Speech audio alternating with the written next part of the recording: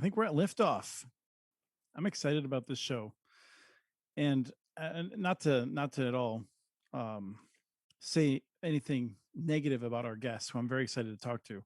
But the single best thing about this show is the name of the ISP, Cruisio or Cruise.io, is without a doubt the single best name for an ISP that I think I've ever come across. I'm picking up a little bit of myself in the background. Am I alone in that? Yeah, I'm hearing it. Hey, Rye, any idea what's going on? That was me, sorry. Oh, Frost is messing with Rye. Rye is our production person. And usually things go super smooth when he's doing it, and I'm not. So thank you, Frost, for ruining everything. What he first does. time. I'm just sitting here talking about how this brilliant name of this company. So Cruise.io, input output, Cruisio, just from Santa Cruz, California. It's genius. It's way better than USI. I don't even know where that came from, Travis. But today we're going to be talking about what they're doing, how they build their network, and a really cool way that they are getting low income access to, or families to getting access to families with low incomes. So let's start with a quick introduction. I'm going to start with James. Hold on a second. Where's the name of the show and all that everyone's been waiting for? Yeah, with all the people that were waiting today, we had like this people were breaking down the doors. I rushed right into it. This is an episode of Connect This. There we go. Now we can start. All right. Travis, who, for anyone who has ever wondered why I ham up the intro to the broadband bits, it's all for Travis and his wife who insist that I do it. Yep. So today we've got Wednesday morning. Thank you, Chris, for that. Yes. We've got James Hackett. He's the person that has wall art honoring file cabinets behind him on your screen right there.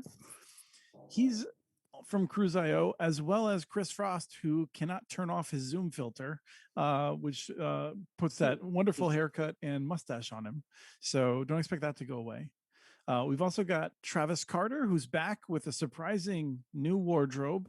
Is that a new shirt, Travis? It is. What do you think? I got a fresh one for you today. Thanks. Yeah. And I'm just excited I was able to get dressed today because it's been a rough few days. So I'm Chris Mitchell at the Institute for Local Self-Reliance. Travis is my co-host from USI Fiber in Minneapolis. We're going to launch right into the quick question. And after we go through our normal stuff, we'll learn a little bit more about the background of Cruisio and James and Frost. So the first question, I'm going to kick it to you first, James. James, there's no one named James. Yeah, sorry. I'm gonna keep blaming Frost for throwing me off at the beginning, even though this is how every show starts. James Hackett, I'm going to ask you, will we get high quality broadband out to all low income families in the next 3 years? Is that something we're going to achieve as a nation? In the US, I'd have to be pessimistic / realistic and say no. We're going to do our best in Santa Cruz County. But do you think you're going to hit that target there? Every low-income family in the county? Possibly not. But 3 years from now, maybe have us back on and we'll see how we've been doing. But we'll be doing our bit on the Central Coast. Excellent. Frost, what are your thoughts in terms of nationally? I think the realistic answer is going to be no. But I'm definitely a realist. I tend not towards full-on pessimism, but the thing for me is that I think we'll hit the 80-20 divide. We'll get the 80% that we can get with whatever efforts we've got now, and then we'll look at what's left and we'll tackle the 80% of that. There's always going to be people that need better service. There's always going to be more to do. What we just got to try and do is find the good solution now that's going to get us the best bang for the buck in the effort and just get something done. Like, if it's not going to be perfect, none of the solutions are perfect. Let's just get something done. And that is actually the moment when we were talking a few weeks ago, that sense of get something done is why I thought you'd be great guests. It echoes conversations I have with Travis. Travis, what are we going to be doing in 3 years? Are we going to have people in Minneapolis that have low income? Are we going to be able to have almost all of them connected, most of them connected? I think I'm going to have to be with the guys here that, we'll try to do as many as we possibly can. It all starts with one. And if we can, then goes to two, then, et cetera. But you're over 100 already at this point. Yeah, the challenge you run into is there's plenty of demand, but it's the barriers of getting technology delivered are quite high. We've talked about this before, where just trying to get a licensing agreement to bring your facility into an MDU that has people that want it could be a 1-day challenge. It could be a 5-year challenge, depending on who the building manager is or who the building owner is. And then, are we talking about this 25.3 definition of broadband, or are we talking about something good? Well, as loyal listeners will know, before next February, we're going to have a new definition of broadband, so I can continue my tradition of never paying for wings. So that's my continued belief. So if at 25.3, I think it'll be easier. At anything usable, I think it'll be more challenging. Okay. I think these are going to, I think it's very hard to argue. What do you think? With Frost? What do you think? I think his 80-20 rule is right on. I think we're going to have communities, though, in which dang near everyone can get a decent service. And but there's going to be other places where they haven't taken local action, where the federal government programs are really hit or miss. So I think, the three of you are lining up with what I would say, which is that getting it to everyone, there's no priority from the states and the federal government, no matter what the talking points are. No one really cares that much about getting that done. But in the communities where we see a real effort, I think most people will be connected. Travis, to give you a sense, I think if the city of Minneapolis stepped up and tried to help rather than just continually demanding to know when you're going to solve all their problems, I think in 3 years you could solve this if you had some help. I don't know about the Cruise.io guys, but every time there's an election cycle, it becomes a pretty interesting topic for us to talk about. Once the election cycle is behind us, there's this nice period of quiet until the next election cycle comes up. So I think it's going to be the responsibility, quite frankly, of the local ISPs and the local providers to bring these services in, utilizing whatever they can, if it's grant money, if it's local money, if it's their own money, to try to solve this problem. But we also have to talk about the desire. Do people that want it can get it? There's also a fair number of people that really are not, believe it or not, are not all that interested in internet connectivity. So we've got to, when you say everybody, I would say everybody that wants it or needs it. Right. I agree. Yeah. I think there's also a lot of people, I think, who are just intimidated by it, who are worried about, have legitimate concerns about security, who don't feel confident in their ability to use it safely, which is a very legitimate point of view. Before we do telecom peekaboo, let's talk a little bit more about where James and Frost are coming from. So California, amazing land. You've got Northern California, which is the Bay Area, and you've got Los Angeles, which is the southern part. And then there's other places that everyone ignores. Where does Santa Cruz fall into this? So go ahead, James.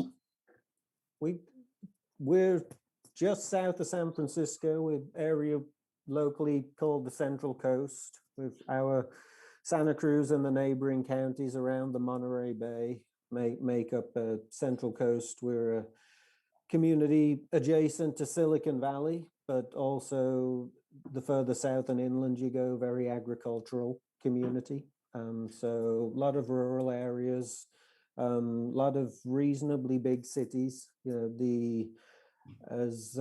Travis, I'd agree with Travis that certainly, this issue, it comes to the forefront at election season, but 100 times more than any election season, this pandemic of the last 12 months has really been, a fantastic marketing campaign for the digital divide. And one thing that really sparked the interest of the communities here and the elected officials here was a photo that went viral of a couple of young kids doing their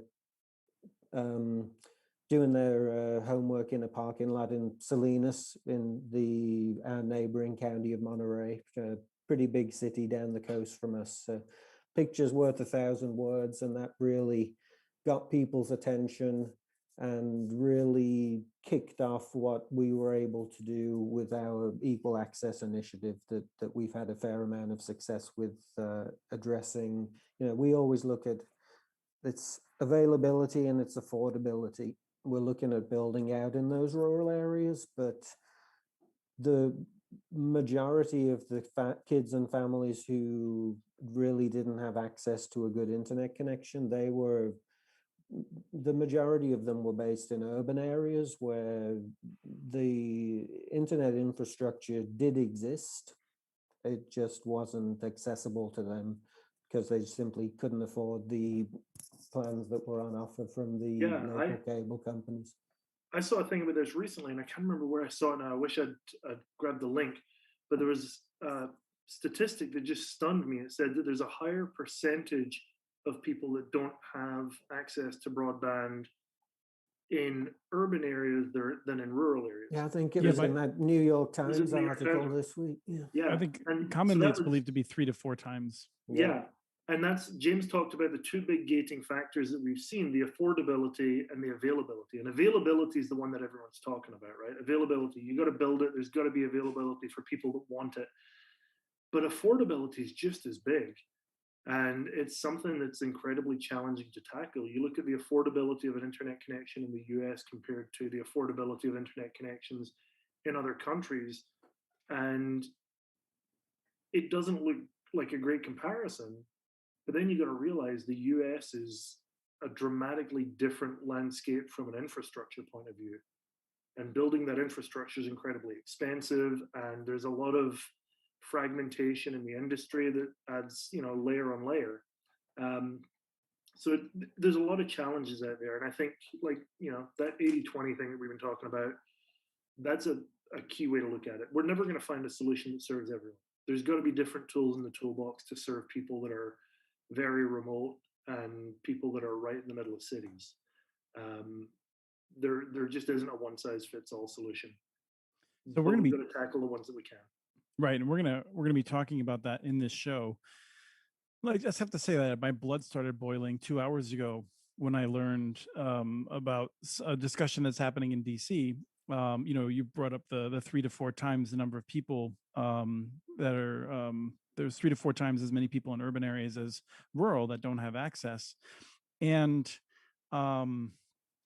we saw through the American Rescue Plan money that was given to cities and clearly intended to help build broadband infrastructure to resolve some of this challenge.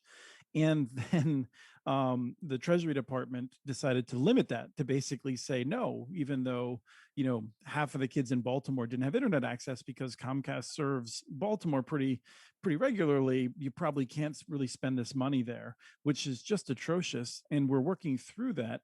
Now I understand legislators are considering clawing back half of that money that they had already told cities was going to be sent to them. And then it would be used in the infrastructure package.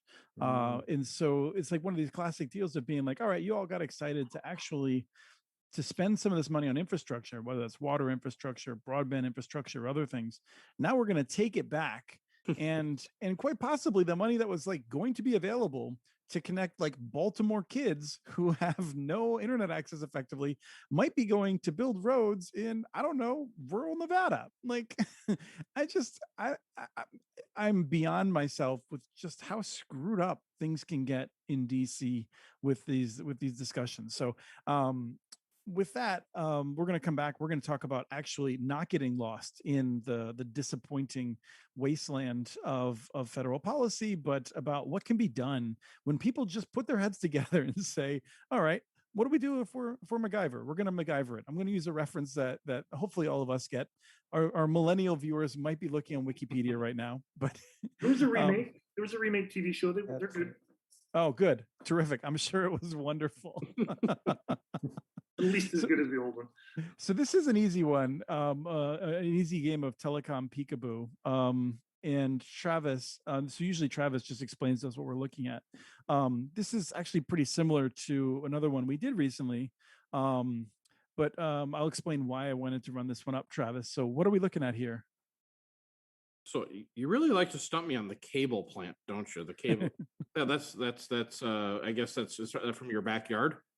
No, this is actually Woodbury. Woodbury. I was out doing some photography last night. I stopped the car when I was driving home. It looks like a standard Comcast distribution with an amplifier on it. There's so much dang fiber here. Like this bundle is so big. Well, it's probably copper. think that's all copper. Mm-hmm. There might be Okay. there might be a fiber strand in there, but yeah, that's all the legacy cable network. Oh yeah, there Okay. is some fiber in there because you can see the horseshoe there. I was That's gonna say why. the So that's what I was horseshoe coming there, over to. Yeah. So I wanted Sorry, to ask snowshoe. Yep. for people who aren't familiar with the snowshoe, Yep. what is that?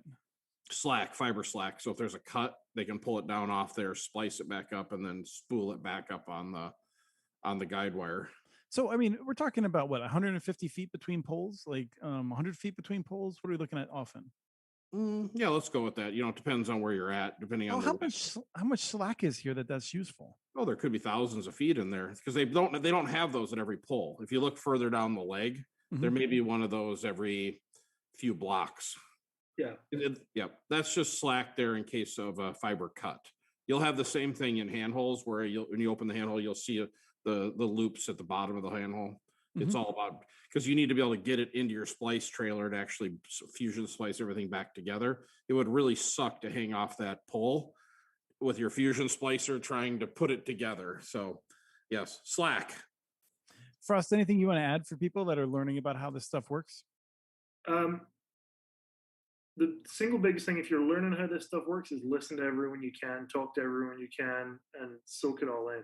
Like, I still don't know how all of this stuff works. I'm constantly learning. You just got to be willing to continue to learn and talk to people that have done it before. The funny part is a lot of times they don't take down the old stuff. So when you look up there, you'll see 4 or 5 or 6 generations of technology, and they've just kind of grown on top of each other. So you don't know what actually all is being operated still.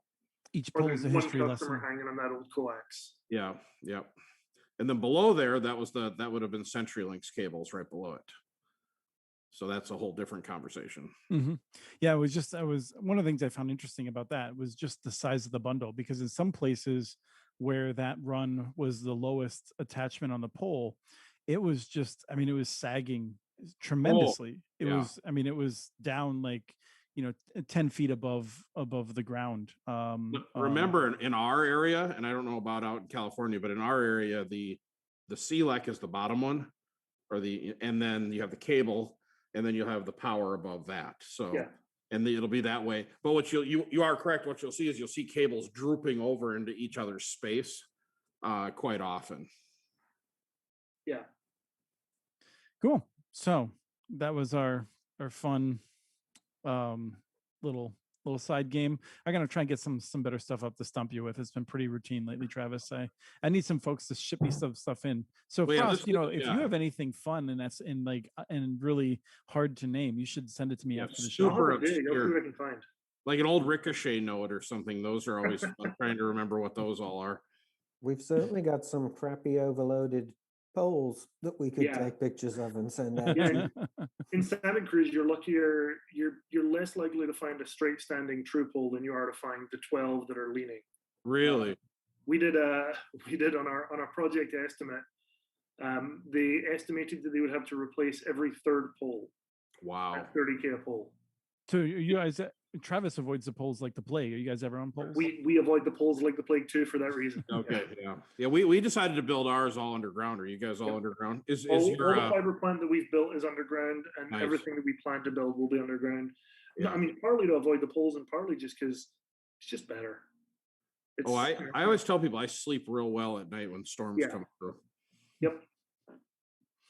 So let's start with my understanding was, when you're looking at this, you're running a fiber ISP, you have some wireless, and you decide that you want to try to figure out how to help folks during the pandemic, or maybe even a little bit before. But my sense is that you first tried to deal with state of California programs and kind of try to go what we might think of as the official route, like to try to help folks out. So where did that start? Yeah, so we've done projects and put together projects at the federal and the state level for 10 plus years, 15 years, I think. Maybe we were partnered with our local broadband consortium for an application. We've had at least one successful California state-funded application. We've put in a couple others. But the one that really got me was the RDOF application, and I looked in our area. It was just piecemeal. there were bits and pieces in the county, but we couldn't see any way to put together enough of them that it was going to be worth doing anything with because they were so disparate and so small. And it's kind of been an ongoing frustration with grant programs, state and federal programs, that they're tailored in such a way that you've got to have like a really specific project set that fits them. And in some places that definitely works. And those projects are definitely tailored for specific targets. But I just got really frustrated with the idea of crafting projects just to go after the money. And so James and I started talking about this and that frustration, and we basically said, why don't let's just find a way to do what we want to do what we're good at, do what we feel can make a difference in our community and for our business, and let's just do that, and then see if we can back our way into funding properly. Because to me, that's the way that funding should work. Things should be happening, and if you fund them, that should be a multiplier rather than making projects just to draw funding from the pot. And so we'd been talking about that. And then when the pandemic hit and all of our local schools went remote, James has been working for the last few years with our local county office of education. And they reached out to us and said, hey, we've got all these kids, and the southern part of our county is heavily agricultural. And so a lot of these families have never had internet connections at home. And so they reached out and said, hey, can you help? And we said, yeah, sure, we can help. We'll do a few of these connections. We'll make them free, and we'll make them $15 a month after that. It was the target they needed. And, we can do a few dozen of these. We just, out of the goodness of our hearts, we can make it happen. We'll worry about the money later. Well, turns out there were hundreds of families, not a couple of dozen, and up to about 4,000 families in this one school district. And the CFO started asking, how are you going to make this work financially? And so James and I started talking to everyone we knew, and we came up with this equal access model. James, do you want to talk a little bit about how we put the model together? Yeah, sure. So we working with the County Office of Education. That was kind of one leg of the table. So you've got a Cruzio, a medium-sized independent ISP. We're building our own infrastructure. We can mobilize quickly. We can build infrastructure quickly. The County Office of Education, they had a great need to get subsidized service out to their kids. And they also, by their nature, they have a large number of real estate assets that are fairly evenly distributed throughout the county in school districts. So we had a potential there to partner to say, okay, we can build wireless POPs, feed them with wireless or fiber, and distribute wirelessly to kids in the area. Just give us an agreement. We'll put gear on your rooftops. And so we started to work on that. And while we were doing that, we had, the photograph of the kids in the Taco Bell parking lot came out. We started to get a lot of phone calls and the questions from people in our community saying, how can we help with this issue? So suddenly we were in a place where the community was kind of mobilized and asking, what can we do to help? So some of these are your customers, some of them are businesses. Some of them are customers, businesses, community members, community leaders. And we started to think, what can we do? If there's people wanting to help fund this. Frost had already done some work with our local community foundation. In Frost's other life, he works with our local Shakespeare organization, and they had a fundraising platform. So we set up a call with the local community foundation. We asked them, how would we even go about this? Would we need to set up our own nonprofit? They said they could act as that fiscal entity. So suddenly we had the third piece of the puzzle in place. Now we've got a community foundation nonprofit that people can donate to, and see if we can't take this idea of partnering with the school district and turbocharge it with a sort of influx of seed capital to get things off the ground. So we launched the Equal Access Fund. Over the next 3 or 4 months, we raised over $750,000 from the local community. We started using that to build out wireless points of presence on the school buildings and help pay some of the make up some of the difference on the subsidized connections that we were providing to the kids. So suddenly we had a means to make Cruise.io, the business entity, somewhat whole for the hundreds of free internet connections we were doing, and also fund new infrastructure development in areas that it might not make business sense for Cruise.io to build out new infrastructure to if we didn't have this seed capital and we didn't have this to push us forward. So those are the three elements that put it together, and those are the three elements that Frost and I even started to think, this is not going to solve the problem nationwide, but this kind of local collaboration between three partners basically just doing what they do anyway and doing something that serves each partner's own goals. Maybe this is something that's replicable and we could take this and show it to other communities, and it could be something that's a tool in the toolbox of other communities nationwide who have probably got a local ISP, a school district, and a community foundation of some sort that they could pull together to, just like we did, and do what you were talking about, Chris, and just sort of roll up the sleeves and get on with it and make a difference quickly, rather than going through a months-long process of applying for funds and all of everything that goes along with that. So to recap for our poor listeners, the three entities are basically the schools, which provide vertical assets, right? Effectively, and the U, which provides a technical capacity to do it, and then the foundation is basically keeping track of the money, making sure that you can actually get tax benefits from participating and things like that. I'm curious, Frost. I'll throw it to you in a second. I'm going to go ahead and guess that you've played Puck in some of those Shakespeare activities. No, okay. It would be bad for everyone if I got on stage. I'm curious, if you did not have that relationship, given the amount of support was coming out of the community, like, do you feel like you would have just made a relationship one way or another? Like, was it important that you already knew folks there, or would that have just come along a little bit later anyway? So I think it greased the skids, and I'll touch on that. I just want to touch real quick. There's one other big benefit that the school district brings to this. So that community partner, we got the vertical assets was a big plus. The most valuable part of the school district was the pre-qualification of users. So a big part for us was that we didn't want to get into some kind of administrative program where we're making a decision as to whether someone deserves a low-cost internet connection. So we talked to the schools and we said, hey, how do we work this out? How do we qualify people? And they said, well, we've got a free and reduced lunch program.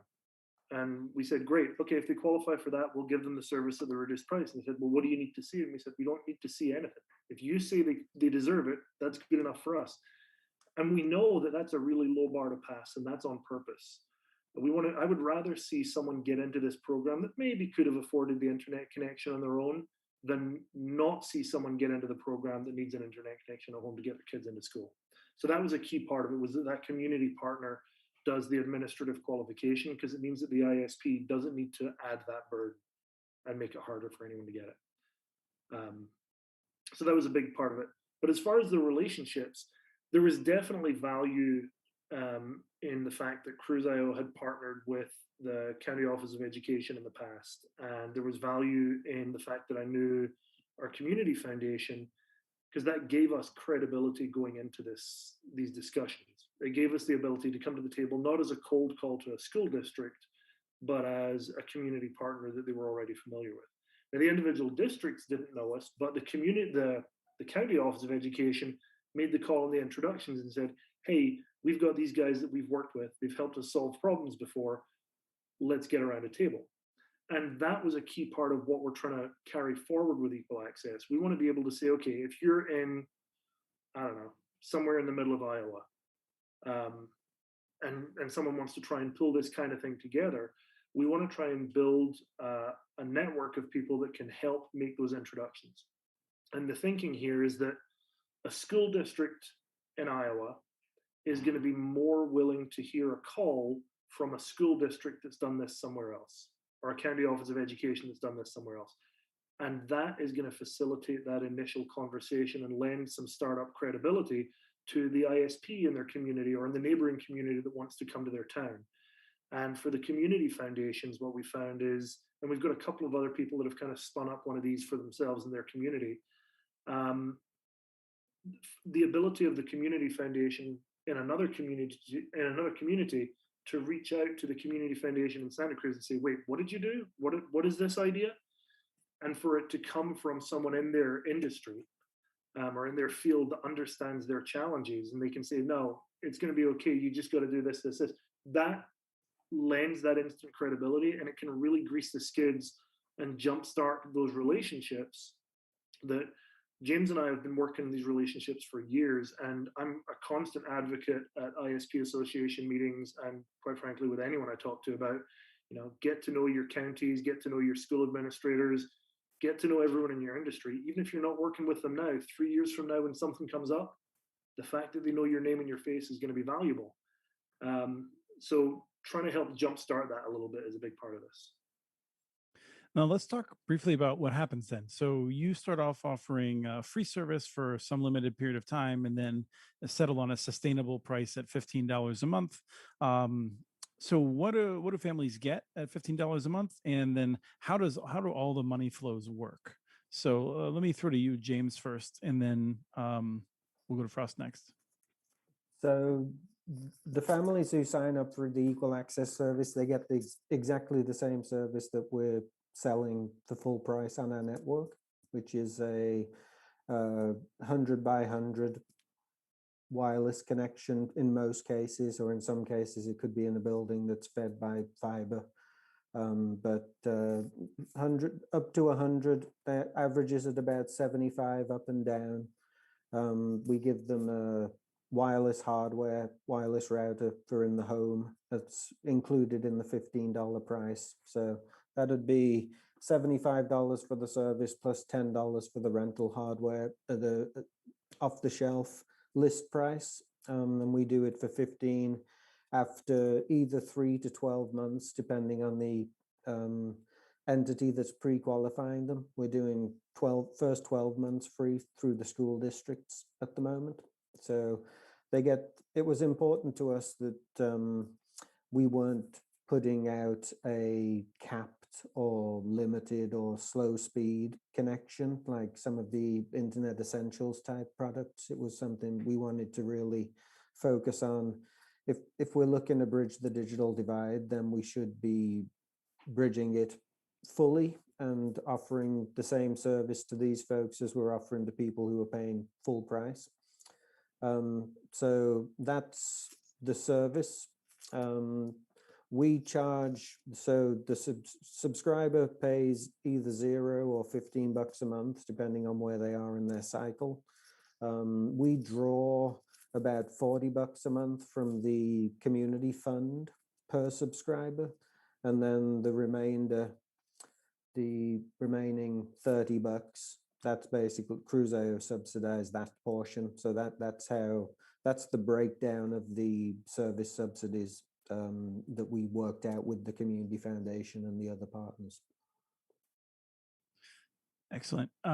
Travis, I want to give you a chance to jump in. we're going to reserve time to talk more technically about some of the technologies and the philosophy behind how to use the technology.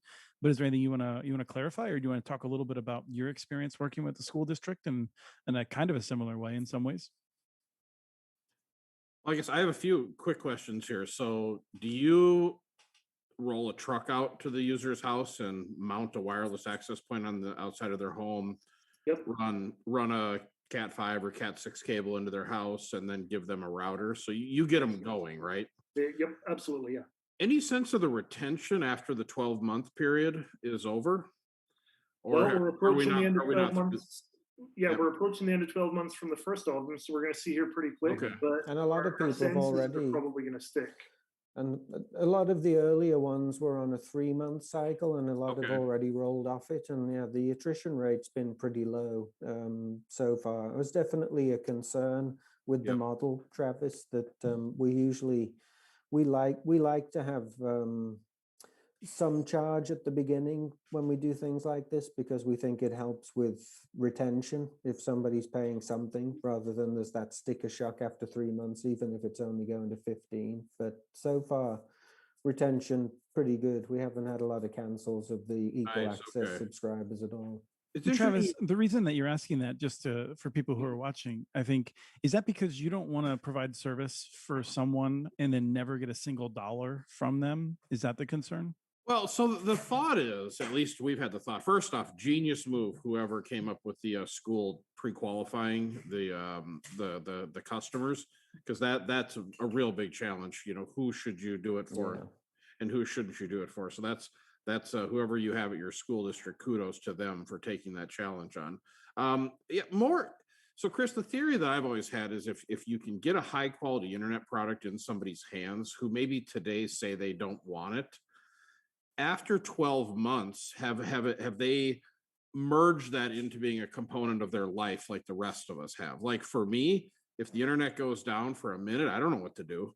But and that's just because I'm an addict. But for Call me there on the are a lot of telephone. people. I'll walk you through it. Yeah, exactly. There are a lot of people that are not comfortable with technology, but I think they quickly become comfortable with technology. And I think the guys are doing it right.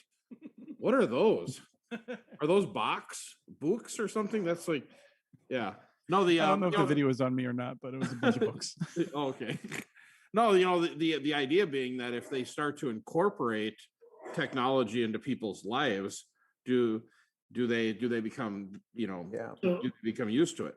Yeah, I think there's kind of a mixed bag there. A lot of these families that we're connecting are agricultural families. And there's a lot of, the southern part of our county, which is the poorer part of our county, is farm labor.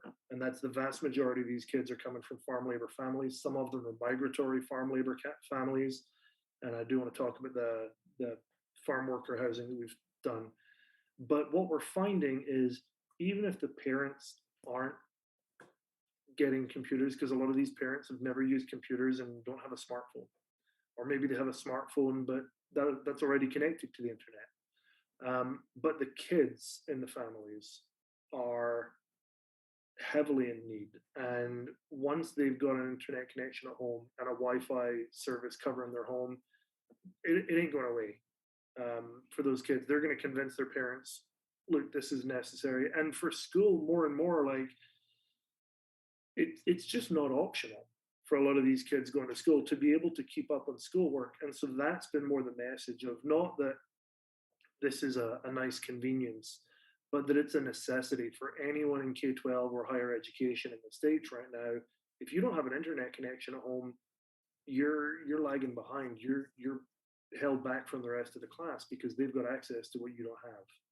And did you think, was the $15 a big hurdle?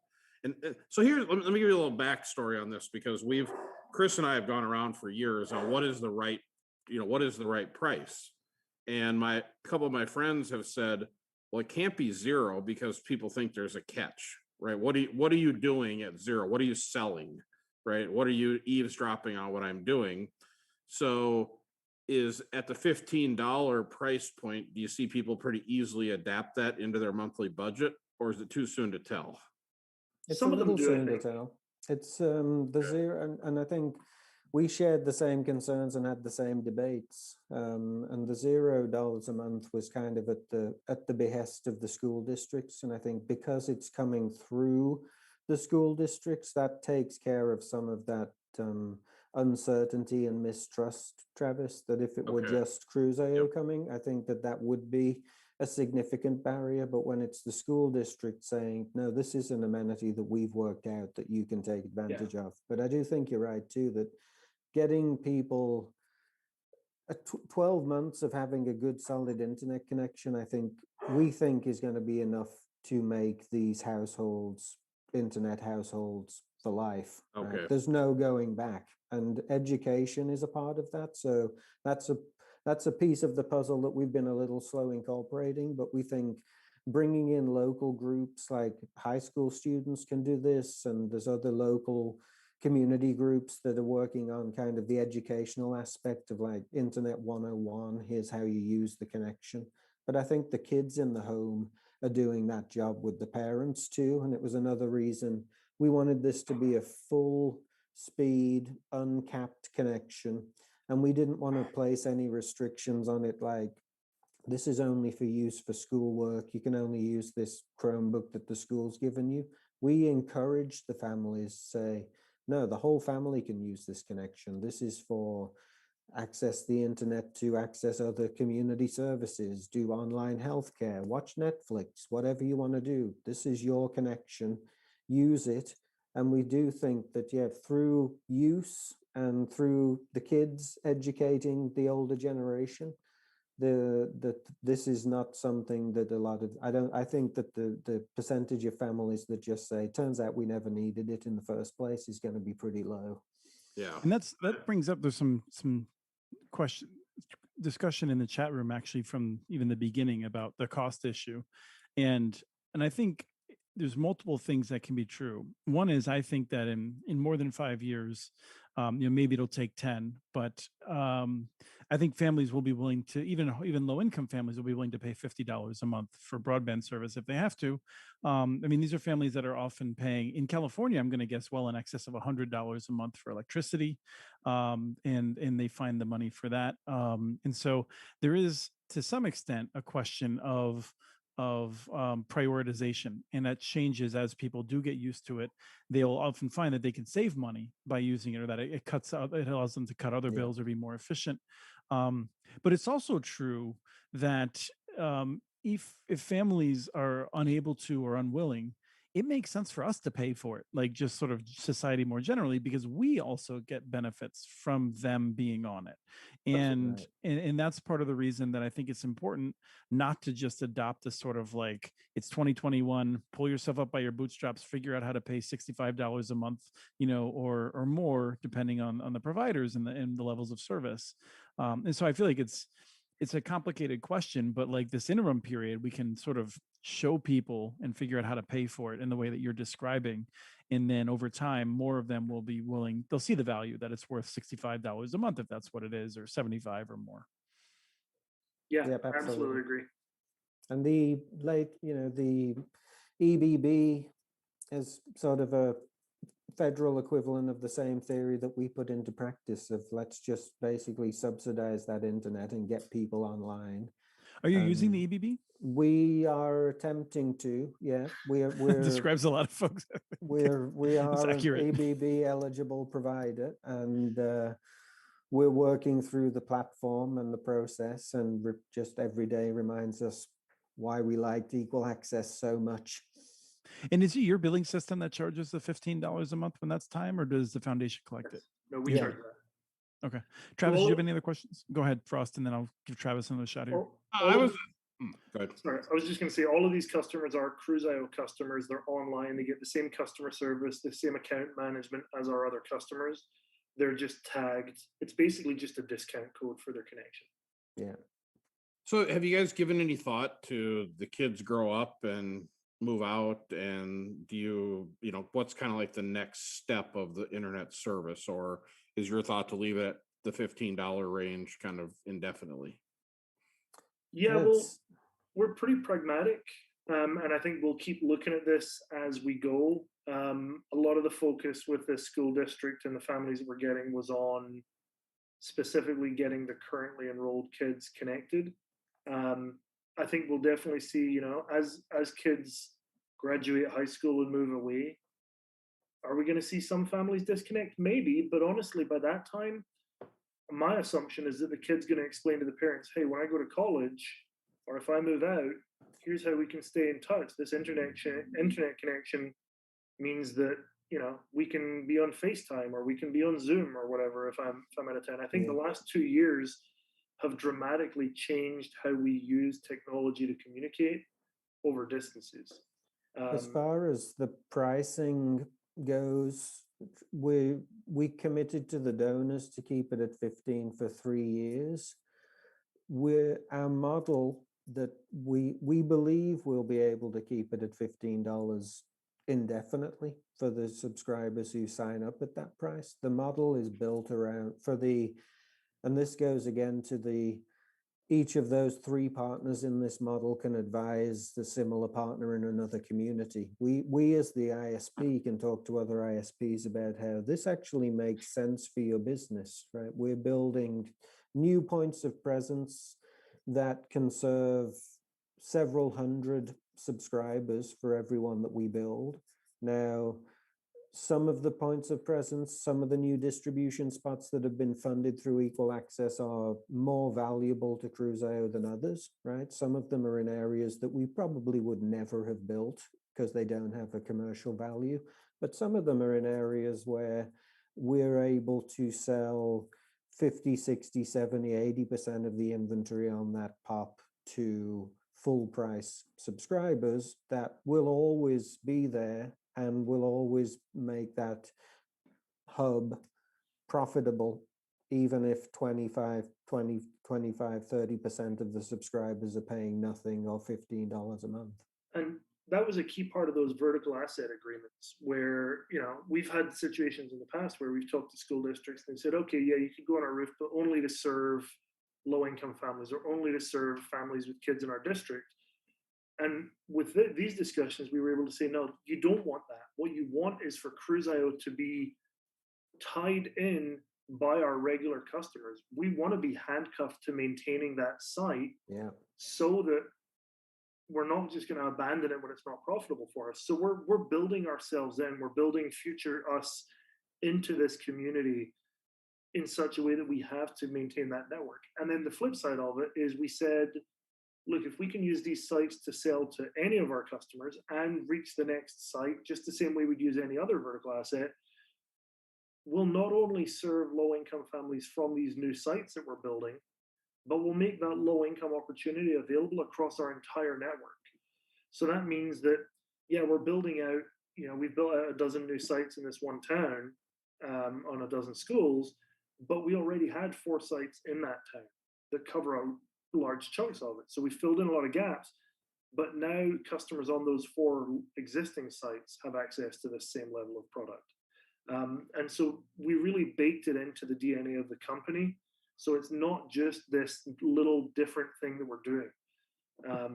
It's baked into the Equal Access model in ways that, quite honestly, Frost and I didn't fully think through from the beginning. We just sort of got on with it. And some of these things that make the model sustainable have just we've realized along the way. Like Frost talks about, hey, school district, you want us to sell full price gear service because that makes us care about it. That's baked into the model and it just makes sense. And the same with, we talk to other ISPs, you actually don't have to care about bridging the digital divide. This makes sense for your business. This will expand your network. If you care about serving these families at need, that's a bonus. But this makes good business sense. So each of the partners, they just have to pursue their own goals. So one of the things I think the schools are thinking about, at least if they're anything like the schools here, they might be charging, in excess of, 20, 25,000 per year to cell phone companies to have their gear up. And if they start making exceptions, then they might be nervous about that. But I agree with you, but I'm just trying to point out a little bit of the other pressure. Now, Frost, I don't know if everyone will realize this, but I think you have a closer relationship with your hairdresser than Travis or I do with ours. And I understand that your hairdresser had a role in this in terms of talking about how to collect some of the money. Absolutely. Yeah, clearly this takes some maintenance and I don't have that kind of skill. It would look significantly less impressive if I did it myself. And I was sitting in the chair. It doesn't just happen, people. This doesn't just happen. Not natural. And I was sitting in the chair. This was right at the start of the pandemic. And one of the things that we did at the start of the pandemic was we looked around our community and said, hey, our businesses are hurting. We've had businesses that have been shut down. And we're fans of a great acronym here at Cruise.io. And we did what we called the BIRP, the Business Internet Relief Program, basically just so we could have the BIRP acronym. But basically we said, okay, for businesses, if you had to close down because of the pandemic, just call us. We'll stop your bill for 3 months. We're not going to shut off the connection. but we know you're hurting. We're just going to give you 3 months. Or if it's going to be shut off for longer, let us know. We'll work with you. We didn't cut anyone off for non-payment. We just said, look, talk to us. We'll find a way to make it work. And that was incredibly successful. I mean, clearly it let us keep the customers. It meant that when they went back to work, the billing just started again. But when things started, there was a short window after our initial shelter in place here in Santa Cruz. And I went in to get my hair cut, and my hairdresser was so thankful that we'd done this because it meant that she didn't need, it was one less thing she needed to deal with. She had rent, she had electricity, she had all these other things that didn't go away, but this was just one less thing. And it wasn't huge, but it was something. And she said, well, hey, is there a way that I can help out with this thing you're doing? And I was like, what do you mean? She says, well, my bill isn't a rounded up number. Why don't you guys just round up my bill and put that extra money into this fund? And I'm sure other people would do it as well. And so we thought about it, and our billing system, unfortunately, didn't make it quite that easy for us. But we basically reached out to our customer base and said, hey, if you want to round up your bill a little bit, let us know how much. We'll bill you every month that $1, $5, $10, whatever you want to add. If you want to give us $250, we'll do that too. And we'll just put that straight into the fund to subsidize these internet connections. And we've had some pretty decent uptake with it. It's basically, the Patreon model, where it's just a little bit more on their bill. Cruise.io eats the credit card fees, and we just put it straight into the community fund. And so that's a chunk every month that just goes towards helping those connections. So Travis, do you have another question? And before we finish up on technology? No. It's very impressive. I like the fact that they're actually helping people. I guess the one thing I would be curious about is, was your school district pretty active in this to help you guys get to success? Was there a champion over there that really helped push? Absolutely. Yeah. That I got the sense of that, because I'm not sure every community has that type of person. And that's one of the big challenges. Fortunately, the director of IT for the school district that we're working with was really on board and kind of saw the light in what we were pulling together and saw the value. And so he was able to kind of champion it with the school board, and that was a huge help. But that's where we're hoping that the credibility thing can come in, because if another school district doesn't have that, I want to get them on a call with Dan from our school district that we worked with, because he'll be able to explain, hey, this is why it's good for the school district. Mm-hmm. And when a school district says that, rather than an ISP saying it, hopefully there's a little more weight. It still took 3 months to negotiate the contract to get on the rooftops while we were kicking our heels waiting to get the first links built. But three not months. Bad in the scheme of things. Chris, how long would it take us to get up on St. Paul's schools roofs, you think? Would it take us 30 years, maybe? No, I'd say you guys are pretty good with 3 months. 3 months is good. I mean, because I mean, it's nice that you're working already at the director level. I have to think that helps if it was someone else who had to work their way through. So, and not only that, but I mean, like California is not considered to be the most nimble when it comes to government generally. No. So. Yeah. Really? No, that's always the first thing they when I was starting to learn about building fiber, they were like, hey, there's only 2 things you got to remember if you're going to build fiber. Don't do it in New York and don't do it in California. And I was like, well, great. Now what? That's awesome. So there's so you're using well, tell us what technology you're using, but I want to make sure we get to the point. You know what, there's one other thing. We're going to get to technology in a second. Farm worker housing, did we cover that point, Frost? Did you want to make sure so let me talk about the farm worker housing. One of the things that we talked to the school district, we got onto a bunch of schools. We got phase 1, which was we're going to build out to 5 different school locations. One of them is the district headquarters, and that was basically, they said, here's the list of 32 addresses, which ones are going to be useful to reach our community. And so I went through them with Google Maps, spent a day and went, okay, I want to go out and get on these 5 rooftops first. Let's pick 5 and go these. And it turned out that we could hit all 5 of those from somewhere that we already had service. And from there was a migrant farm worker housing community. It's actually 2 separate properties, but they're adjacent to each other and they're managed by our county housing authority.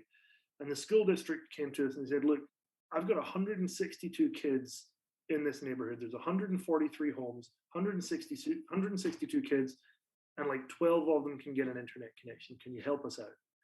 And we looked at it, and it's in, it's migrant farm worker housing. It's tucked in a part of the town that nobody wants to see. It's right next to a landfill. It's behind a big stand of trees, and it's where land was cheap. And there was no way to get to it. And then we found this one tiny little angle where we could get a line of sight back to one of the schools that we built to. So we built a gigabit to this community, and we were able to do point to multi-point wireless distribution to get to all the homes. We dropped in service for 143 homes, or 140 homes, 2 laundry rooms and an office, but 143 connections. And we got one of the local agricultural companies to fund it. So they basically underwrote it. And so we were able to deliver free service to every unit in that complex for 3 years. And because we worked with the property management, we just went in and we did all of them. It wasn't, individual customers didn't need to sign up for an account. We just said, hey, we're coming in on this day, we're doing your building. And so every single one of those 143 units now has a Wi-Fi router and a password on the wall. So they just come in and get connected. The barrier for entry is 0. And on 104 of those homes, they're occupied from April to November. And so we went in that gap and got it all installed so that when the families came back on April 1st this year, they started moving back in. It was all just there ready for them waiting. That was huge. That's one of the best things that we've done. It's one of the most satisfying projects that I've worked on here at Cruise Isle. And do you have fiber to most of the schools, or is this a lot of wireless links as well? It's a lot of wireless links. So this part of our community, there is fiber there. AT&T have the fiber, and we can build wirelessly, quite frankly, for cheaper than we can lease fiber. So we fired up this project, and we have a fiber hub in the downtown core of the main city that the school district covers, Watsonville in southern Santa Cruz County. And so we have fiber hub into the downtown core. We've got 2 fiber paths out of it. And so we've got bandwidth for days. That's not a problem. We've got a high rooftop in one of the highest buildings. We've got lines of sight to most things. We're set. So from there, we were able to build out. We partnered with our licensed radio vendor who donated some hardware, and they gave us some 10 gigabit links. And so we built a 10 gigabit ring around the town through a couple of the sites and through one site that we already had. And then from that 10 gigabit ring, we're hanging off gigabit point-to-point links to individual sites, and then point to multi-point 100 megabit service from there. And what is the technology that you're using for then the point to multi-point? So the point to multi-point, we use 5 gigahertz Ubiquiti equipment. It's cheap and cheerful, and it is quick to deploy. And as long as you're aware of what you're getting into, it does the job. And then one of the things you said, and I'm going to let Travis ask the questions that the audience wants to hear, because I don't always know how to ask those. But one of the things I really thought was useful to raise up is that you wanted to standardize everything that you do with off-the-shelf hardware. And this, again, when we were talking, reminded me of Travis in terms of a strategy. You didn't want to get caught with anything that was too fancy or out of the norms. And so just tell us briefly about how that plays. Yeah, so we early on when we started working with wireless over 10 years ago, and we were learning about wireless, we developed a band plan, and we decided that we wanted to keep it simple. Cruise Isle was kind of founded on this, and it's a principle that I like personally, because I like to sleep quietly at night and not have to worry about things, honestly. And so I know that if we keep things simple and we try and standardize as much as possible, it just makes it easier to maintain. When something breaks, there's fewer different things we've got to try and remember, and it makes the network more maintainable by the entire team. And so we've really standardized on that. We have a total of, I think, 3 different radios that we use at client deployments at the moment, and we've aggressively phased out older versions. We have 1 type of radio that we've deployed across our entire network for access points. I think we have maybe 4 different antennas across our entire network for access points. We really aggressively standardized to the point where on switch and router hardware, we'll spend a little bit more than we need so that we can have 1 fewer model in the network. So we'll put a more expensive router somewhere than we need to, by $100 or even a few $100, because that's paid for the first time I don't have to go out there, or with the shelf spares that I don't have to carry. So that kind of simplification has been key to expanding Cruise Isle's network for a long time, and it came in really critically useful in this project, because it meant when we launched Equal Access, nothing of it was new. James talked a little bit earlier about all of the partners in these initiatives that we've put together are just doing what they were already doing. The school districts are just serving kids. The community foundation is just raising money, and Cruise.io is just building internet connections. No one started doing anything particularly new. And that's kind of we've talked about the secret sauce of equal access is that there's no secret sauce. We're all just doing what we know how to do and do well, and pulling the cart in the same direction where we're going in the same direction. Travis. Oh, sorry, I hit mute. So I guess the question that I kind of resonates in my head is what is your guys' opinion of where we leave wireless and start considering fiber deployments for, I guess, business, small business, and then ultimately residential, both single family home and MDU. And I guess I would say that because we use wireless, I always call it the tip of the spear. We'll throw wireless out because it's cheap, cheerful, and in some cases it's good enough, but it's not our long-term strategy. Our long-term strategy is to bring fiber behind it as soon as we can. Even though we do run into a few opportunities where when you do fiber attach a wireless node, it's amazing how good that wireless node performs. But a wireless node that is wireless backhauled, how poorly it performs in contrast, especially if you try to do it in the same band. So I guess I'm just curious where you guys kind of see the evolution, and predominantly past 100 by 100, as we gig. That's the big tipping point right now, getting past that 100 threshold. And what we found is, I talked earlier about the idea of a band plan. We don't backhaul in the same band as any distribution. In fact, none of our backhaul runs in bands that are prone to interference the same way that our distribution bands are. So we use 5 gigahertz point to multipoint to serve end users, but then we use 80, 60, sometimes 24, but we don't have a whole lot of 24 gigahertz left out there. And we've got a bunch of licensed links that are multi-hundred megabit. So I guess maybe could you describe are you using sector antennas on top of building? Yeah. Okay. So what we'll do is we have maybe a dozen Omnis on the network, but they're few and far between. And my wireless engineer hates it whenever I say the word Omni. But yep. Our typical deployment is in this Watsonville area, we've got a fiber hub. From that rooftop, we do 10 gigabit links out to ring locations. Yep. Line of sight, right? All line of sight. Yep. And then from those ring locations, we'll do sector antennas, usually a half a dozen sector antennas on a roof to give us a good coverage.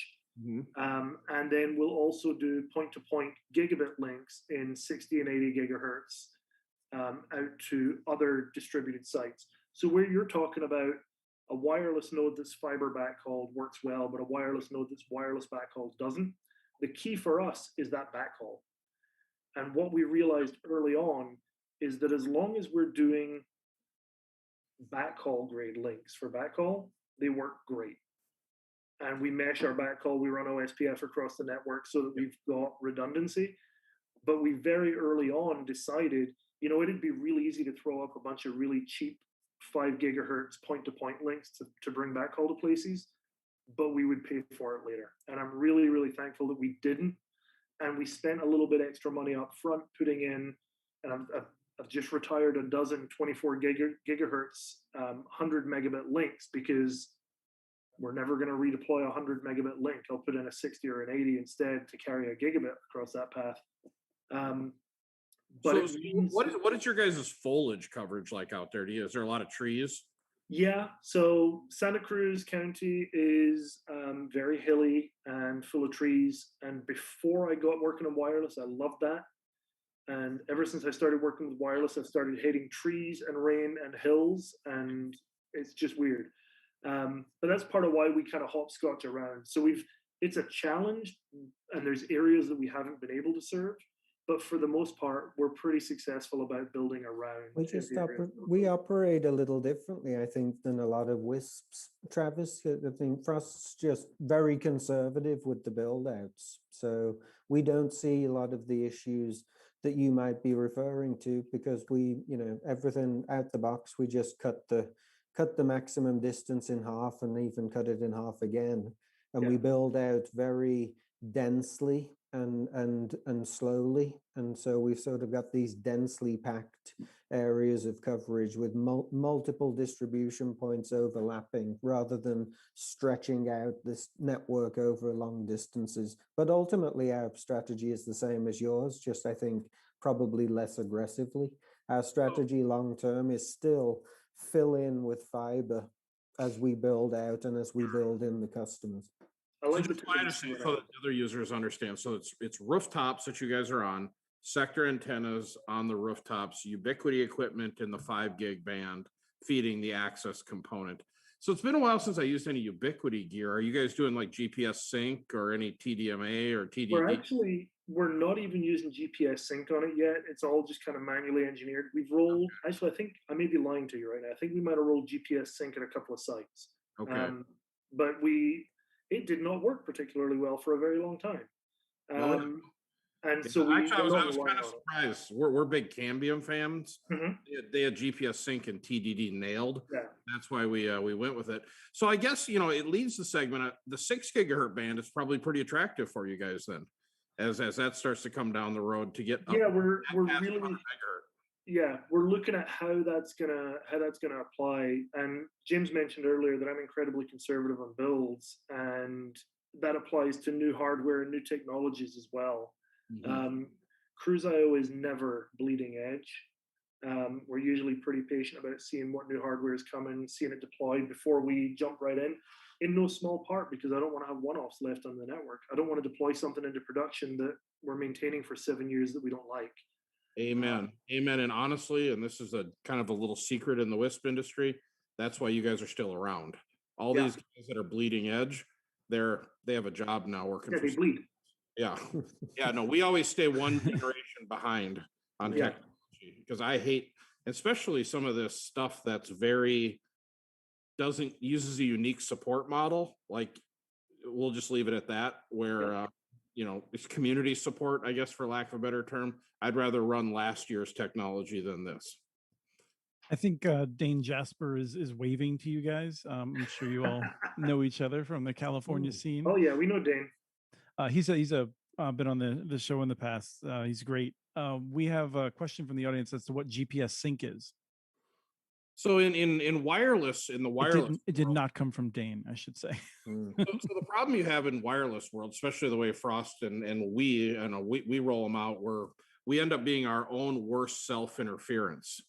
And so if you've got a radio over here and a radio here and they're pointed at each other, you're your own worst nightmare. So the idea behind GPS sync is you're always transmitting or receiving data at the same time. So you eliminate that your self interference. And then if you overlay that with the TDD or TDMA type technology, then each person gets a time slot of bandwidth.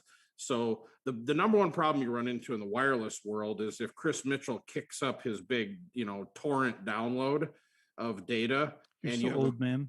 Yes, and you have a very low signal strength, and somebody else is trying to watch YouTube and they have a very high signal strength. It's something called air fairness. How much time do we share between each other? And if you don't have TDD and you're not in your self interference, it can be I commend you, Frost, for your channel planning to keep things without interfering with each other. Yeah, it is definitely something that has taken a lot of work on the setup and configuration and planning aspect. Our wireless engineer Allison deserves a shout out. She has absolutely nailed that, and we have aggressively added access points to sites beyond what a sane person might in a couple of them. Although certainly not as high as other people that I've seen. You guys are on the coast, right? You're on the. Yeah. So are you able to take advantage of DFS Uni 2 bands? Yeah, we've gotten kind of lucky. We've got a few APs that are in DFS bands, but get hits occasionally. And actually, the last couple of weeks have been kind of rough for DFS hits in our area, but we haven't been hit that badly.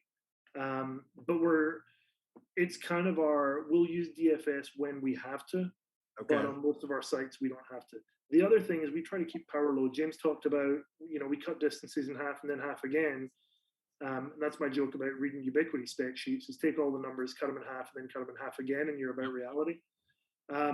But one of the things that we do is, even on a nice RF Elements horn, we don't deploy beyond 2 miles, maybe 2.5.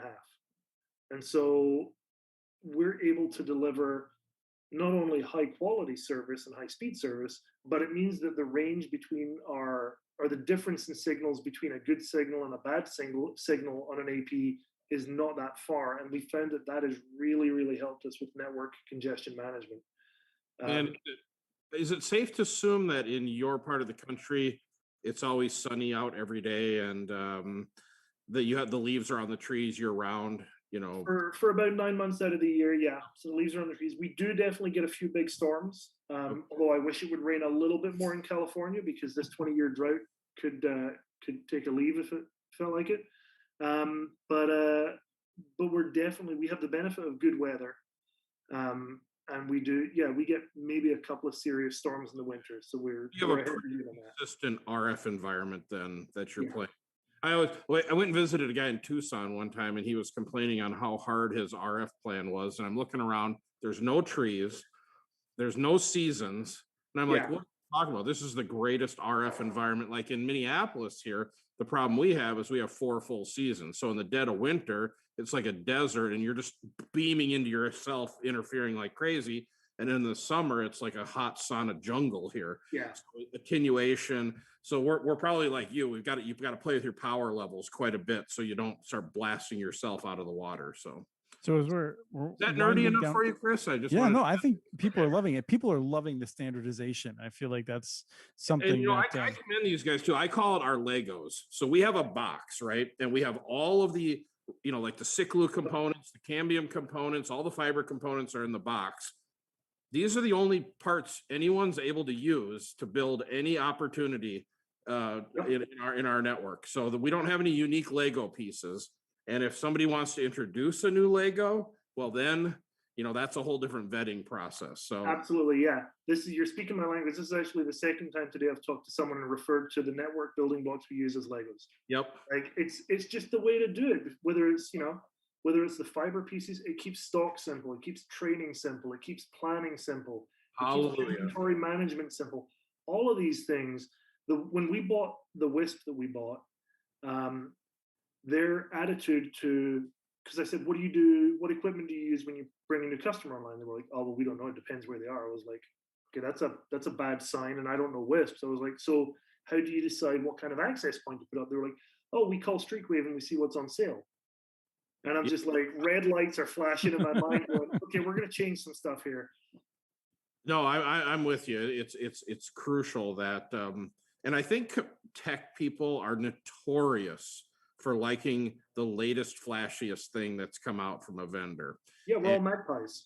Yeah, and these vendors, I don't care who they are, they do half their R&D in customers' hands and the other half in their labs. So I'm just tired of getting awards from vendors saying how good a job we helped them debugging their platform.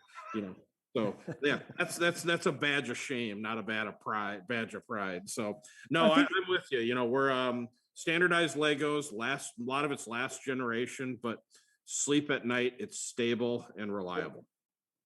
I wanted to note, I think this is worth exploring. That makes the partnership with the schools so much more beneficial, because you need that distribution. If you're not pushing these things out to their maximum limits in terms of how far they can go, having access to these schools, which are centrally located, a lot of times you're connecting kids. You told me that most of them are located pretty close to the schools as it is. Yeah, that's a key point of it. Like schools are a great example, because everywhere in the country is covered by a school district, right? Or should be, at least. That's the idea behind a school district, is everyone's got to be able to go to school. Now, it doesn't mean that there's going to be a school geographically close to everyone. There's some rural parts of this country, but at least in our area, something like 85% of students live within a quarter mile to half a mile of the school that they attend. That's huge for a wireless distribution standpoint. So we can put gear on that school rooftop and reach 85% of their constituency. Great, let's do it. It might be each region has its own challenges, and there might be dials to tweak in the model. And somewhere in the Midwest, maybe we're talking to them about getting access to all these schools, and they're thinking, why would I ever want that? I can see the whole community from this single tower that I have in the middle of the county, but that's not the case in the Central Coast. The more distribution points, the better, as we try to bob and weave around the trees and the hills and the buildings and the valleys. Yeah. Excellent. Any last points? I feel like we've come to a good place to draw to a close, rather than doing what we would like to do, which is continue on for another half hour. But finally, we always want to leave people wanting something more rather than saying, wow, they should have cut that off 5 minutes earlier. Well, and James can tell you this. I'll just keep talking forever if you let me. So. Well done, guys. Well done. Well done. Yes, we really appreciate it. I think I mean, I can just tell the chat was very interested. We had we kept our double digits users throughout, so viewers, not users. And I'll let people know that next week we're going to take it off. We're not going to do a show for Connect This, and also I'm sorry for Connect This, and we're also not going to do a broadband bits. I think we're just been a. What are you doing? Hold on a second. A hard week, but we've got a ton of content coming. We're going to do a sponsored series pretty soon that we'll announce and start recording maybe next week already. So it's going to be dealing with school districts again, actually. So this is perfect to lead into it. But we're going to be back then, I think the following week, talking about wireless more with a focus on 5G. We're going to have some folks on that know a lot about it. And I'm going to be making the case, maybe Travis will too, that we just don't even need to talk about it. Like 5G could just disappear from the news environment and it wouldn't matter to anyone because no one's using 5G. So isn't it gone already? Because I'm waiting for 12G. That's the disruptive technology. That's the one. When 12G comes, we look out, everyone. We're going to talk about whether it matters, or whether it will matter anytime in the next few years. So, but I think it'll be a good conversation. I'm really excited about the guests we have lined up. And then at some future point, we're going to talk about Travis's Lego blocks. So, Frost, maybe we'll have you back on to figure out what questions to probe him with. So, James, really wonderful to have you on as well. Thanks, Chris. And really appreciate you reaching out to us to let us know what you're doing. And I'm happy to put people in contact with each other if folks want to reach out to talk about how to replicate this model. But with that, happy to talk to anyone. Wonderful. Thank you for that. And so people should be thinking about how to connect to you and knowing that you'll be able to bring in a community foundation and a school contact to help them make the case in their local neighborhood. So I would like to thank everyone for tuning in. And that's been another episode of Connect This.